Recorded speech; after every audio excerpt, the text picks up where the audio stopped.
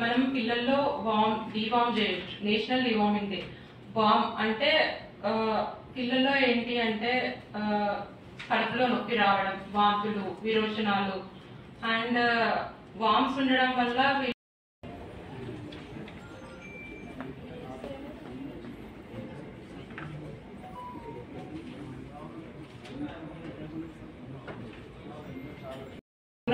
all government schools, Anganwadis and private schools, all the residential hostels and all government and private colleges వాళ్ళని involve చేయాల్సి ఉంటుంది.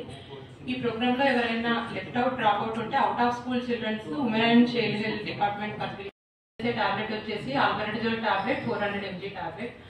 So దీంట్లో 1 to 2 years వాళ్ళకి ఈ tablet ని half tablet powder రూపంలో water లో కలిపి తాపించాలి.